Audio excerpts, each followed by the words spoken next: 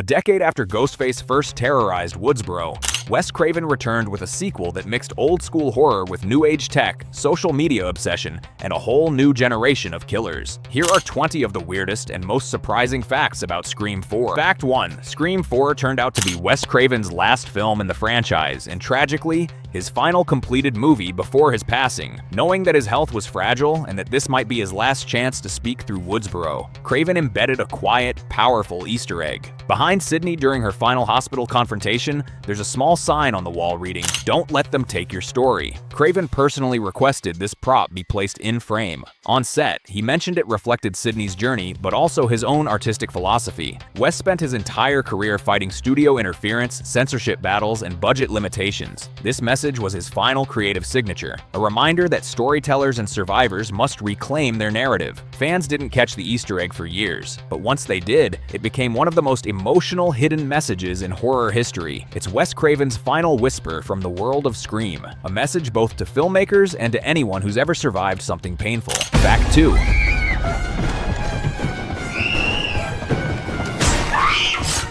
For Scream 4, the production didn't use the exact same Ghostface masks from earlier films. They used the same mold, but the masks were repainted and reshelled to make Ghostface look eerier under digital cameras. High-definition filming revealed seams and matte textures that weren't visible in the 90s. Under modern lighting, Ghostface looked almost gray instead of white. Wes Craven hated it, so the art department experimented with dozens of coatings to make the mask appear brighter, wetter, and more porcelain-like. The final mask used a thin coat of pearlized gloss that caused light to run across the face. This made Ghostface appear more predatory, especially during fast movements. But here's the weird part, the gloss was so reflective that during filming of Rebecca's parking garage chase, lighting kept bouncing off it, forcing cinematographers to adjust repeatedly. At one point, Craven joked, "Ghostface is too fabulous for our lighting budget." The paint change also created continuity challenges since stunt performers kept scratching the surface during falls and fights. By the end of filming, they had gone through over 25 masks. Fact 3. How it's gonna be, Sid? The ending of the movie was supposed to be at the house. I mean, this is just silly. Wes Craven wanted Scream 4 to end on a brutally dark cliffhanger, one that would launch an entirely new trilogy. In his original version, Sidney doesn't defeat Jill. Instead, she's rushed to the hospital in critical condition while Jill gloats to the media, believing she's the sole survivor. Only after the credits would viewers discover Sidney's heart monitor beep, faintly confirming she was alive, but barely. Jill would have remained the killer going into Scream 5. This ending was filmed in fragments, including additional lines Jill says to Dewey and Gale that hinted at her future fame. However, test audiences hated it. They didn't want a Scream movie where Sidney loses even temporarily. Dimension forced a reshoot featuring the hospital showdown, which restored the classic Sidney wins formula. Emma Roberts later said she was totally ready to play a returning killer, calling it one of the boldest horror ideas ever shut down. So the Scream sequel we never got was a world where Jill walks free and Sidney wakes up to destroy her later. Fact 4. Trevor? Do I sound like a Trevor to you? Think of me as your director. You're in my movie.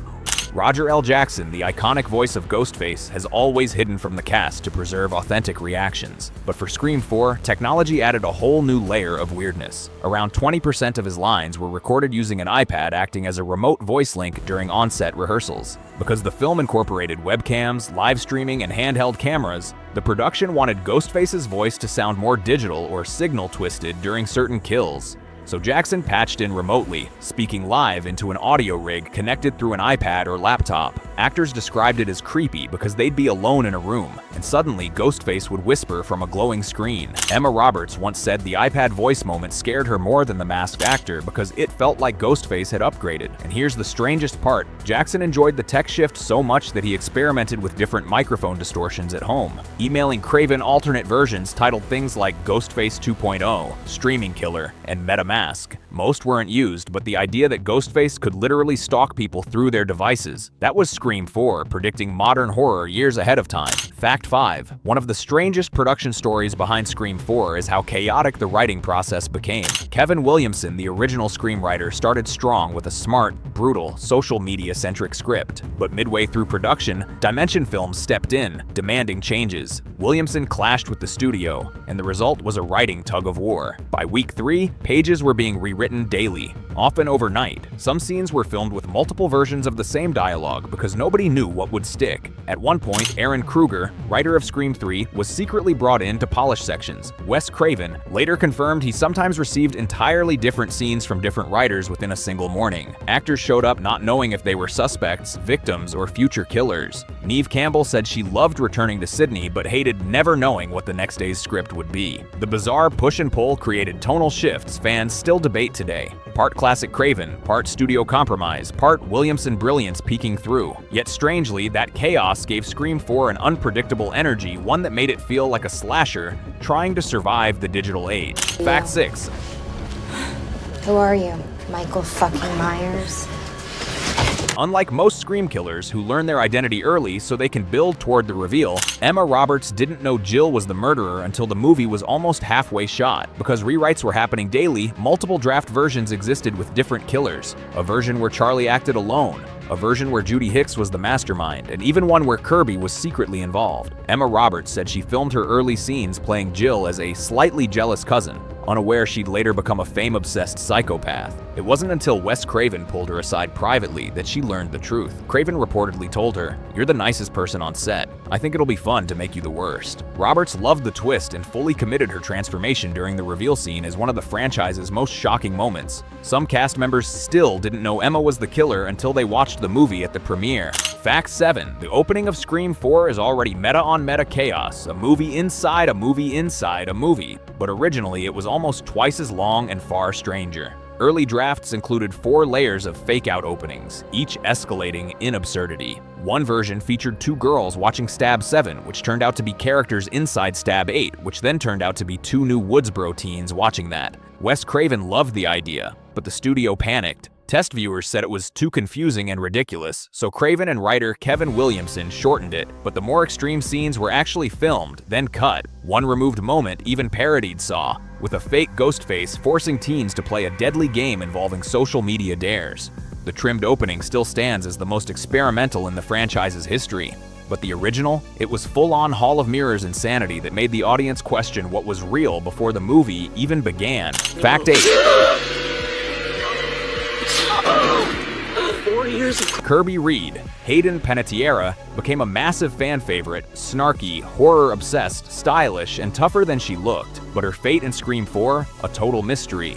Wes Craven refused to confirm whether she lived or died, even in interviews. Why? Because her survival depended on test audience reaction. During the rough cut screening, fans loved Kirby. Some even cheered when her scenes came on. Craven realized killing her off too definitively might damage the film's reception, so he instructed editors to cut away from her death scene just early enough to leave doubt. Originally, there was a follow-up shot showing her eyes fully closing, confirmed death. Craven removed it. In fact, he hovered near the editing computer and personally told the team, never show her body again. Leave the door open. That gamble paid off. For years, fans debated whether Kirby survived. And more importantly, her ambiguous fate created enough buzz for the franchise to bring her back over a decade later. Fact 9. Fucking die already!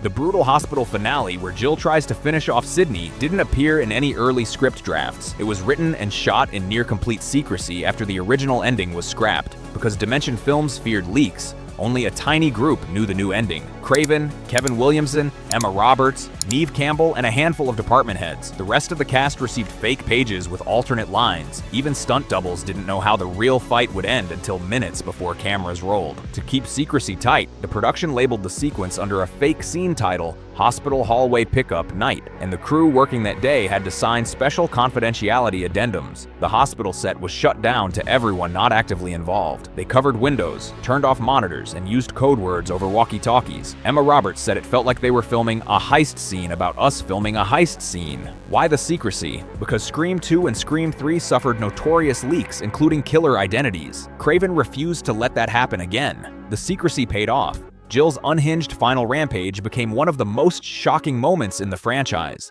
and audiences had absolutely no clue what was coming. Fact 10.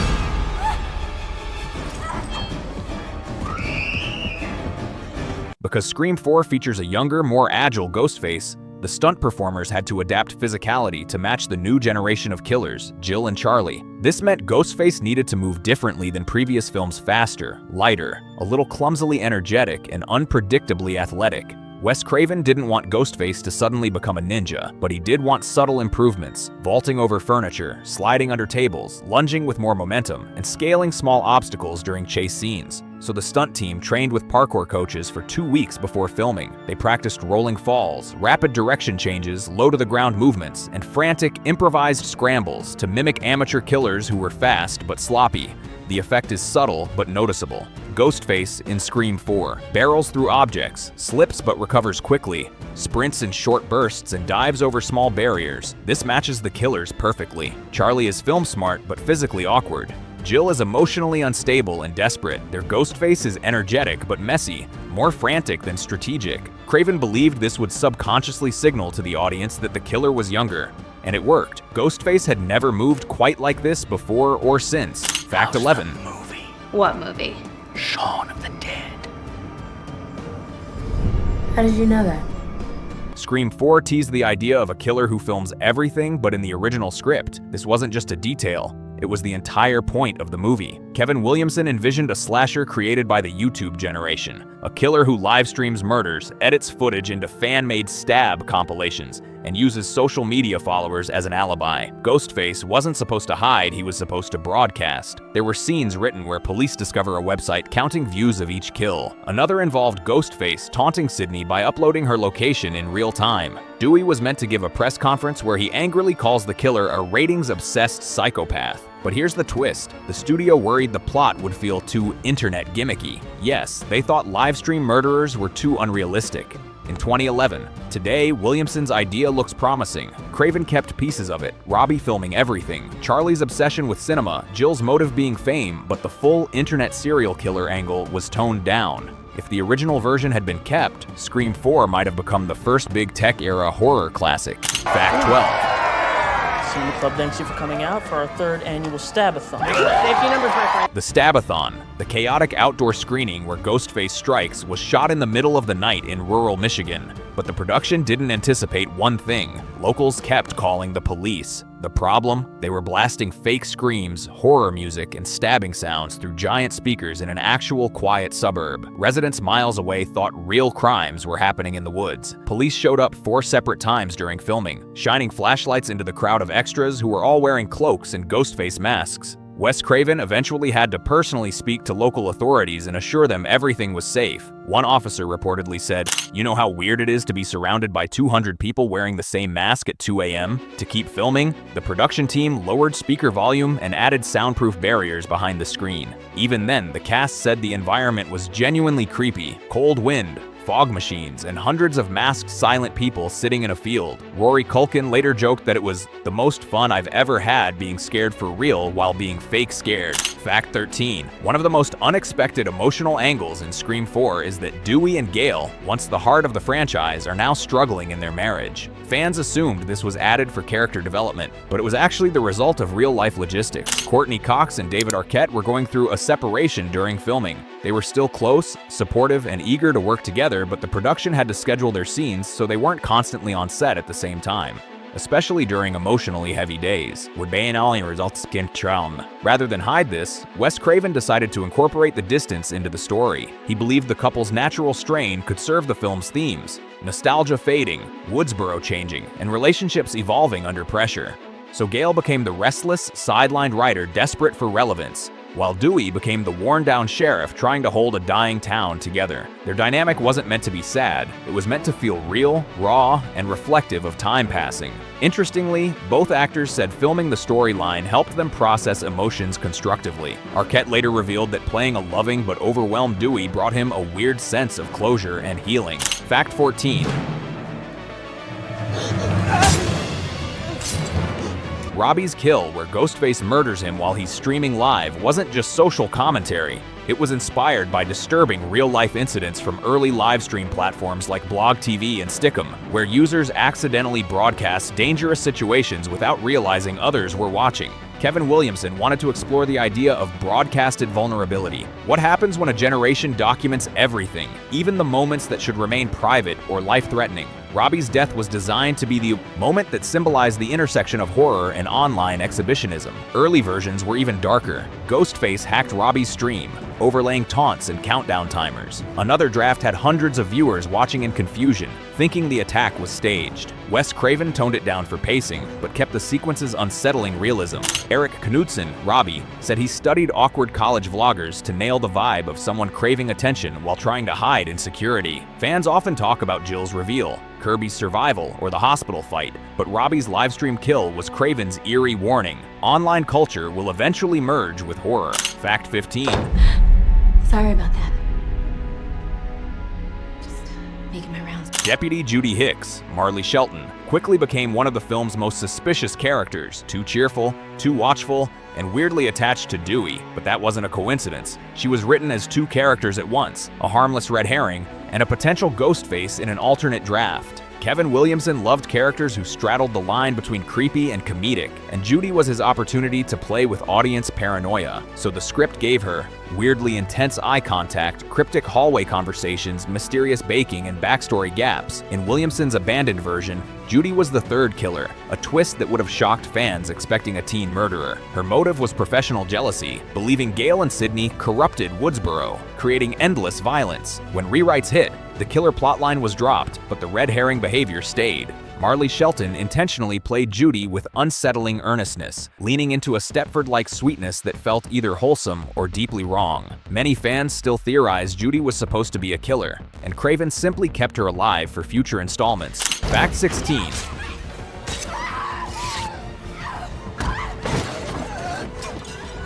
Olivia's kill the bedroom bloodbath across the street is widely considered one of the franchise's most brutal sequences, but early cuts were even more graphic. Wes Craven wanted a reminder of how vicious Ghostface could be when the series wasn't leaning toward comedy. The effects team used gallons of blood, custom prosthetic wounds, wall splatter rigs, and reverse pump stabbing mechanisms. The first test screening resulted in audience members shielding their eyes, turning away, and even stepping out into the hallway. Some said they weren't expecting something so real and relentless after the more humorous opening. Dimension demanded the scene be toned down. Craven complied, but not without fighting to keep the emotional punch intact. His compromise: keep the brutality and cut some of the gore. The result is a kill that feels horrifying without becoming excessive. A reminder that for all the meta jokes, Scream 4 still had its fangs. To this day, it's one of the most intense kills in the entire franchise, and fans don't even realize they saw the cleaned up version. Fact 17.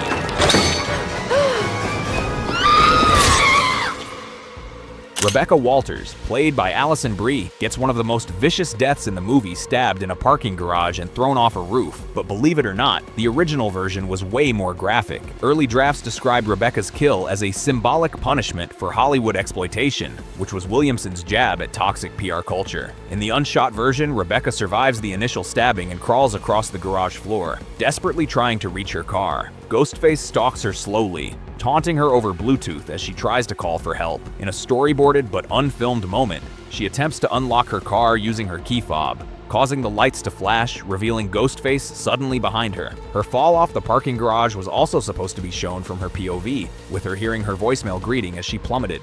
Dimension Films cut the sequence for being too mean-spirited and too expensive, and Wes Craven reworked it into the faster, cleaner version we see. Alison Brie later said she loved the original script's dark commentary on Hollywood, but filming the simpler version was probably safer for everyone's sanity. Fact 18. In Scream 4, Sidney returns to Woodsboro on a book tour for her memoir Out of Darkness, a plotline that seems dramatic but simple. In reality, it was inspired by real-life survivors of violent crimes who turned their trauma into public speaking careers, best-selling books, and TV interviews. Kevin Williamson researched memoirs from kidnapping survivors, assault victims, and people who lived through notorious crimes. He noticed two things. The public is fascinated with survivor stories, and the survivors often receive backlash for capitalizing on trauma. Williamson thought this was perfect ground for Sidney. A woman who once ran from the spotlight now chooses to step into it, reclaiming her narrative but also becoming a target again because visibility creates vulnerability. Wes Craven loved the idea, especially because it made Sidney feel empowered but not invincible.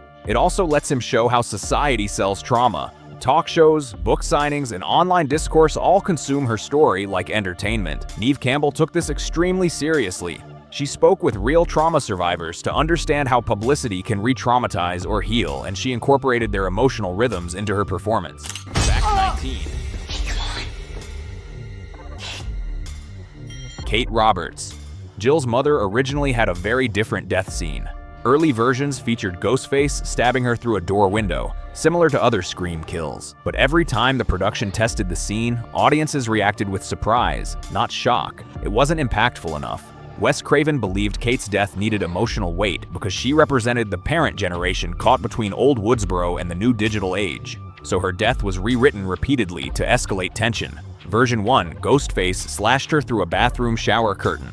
Version 2, she was attacked while driving and crashed into a tree. Version 3, the one filmed, Ghostface stabs her through the mail slot in the front door, an intimate domestic intrusion that horrified viewers. Craven loved the brutality of the mail slot kill because it felt claustrophobic and primal. Real-life home invasions often involve door breaches, and he wanted to tap into that universal fear. Even more disturbing, the shot of Kate sliding down the door after being stabbed was inspired by an actual crime scene photo Craven had studied during his early horror research. Fact 20.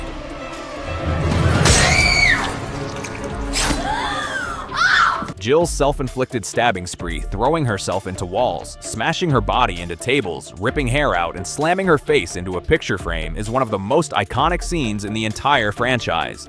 But filming it was total controlled chaos. Emma Roberts insisted on doing almost all the stunts herself. Wes Craven brought in pads, mats, and breakaway props, but Roberts still walked away bruised, cut, and exhausted. The scene was filmed late at night, and to keep the adrenaline high and continuity consistent, Craven shot the entire sequence in one continuous block. Every time Roberts hit the floor, she had to stand up and do it again immediately, sometimes harder. The most painful moment wasn't the wall slam or table flip. It was the dresser drop where she threw herself backward onto a wooden drawer. Even with padding, the impact left visible bruises. Craven said the scene reminded him of a deranged ballet, with Roberts improvising chaotic physical beats that surprised even the stunt team. He later admitted it was one of the few scenes in the entire franchise where he genuinely worried an actor might faint from exertion. And there you have it, 20 weird and shocking facts about Scream 4, the sequel that blended nostalgia with new blood, reinvented Ghostface for a digital generation, and delivered one of the franchise's boldest finales. If you enjoyed the deep dive, hit like, subscribe, and tap the bell so you don't miss more horror breakdowns, movie mysteries, and behind-the-scenes secrets.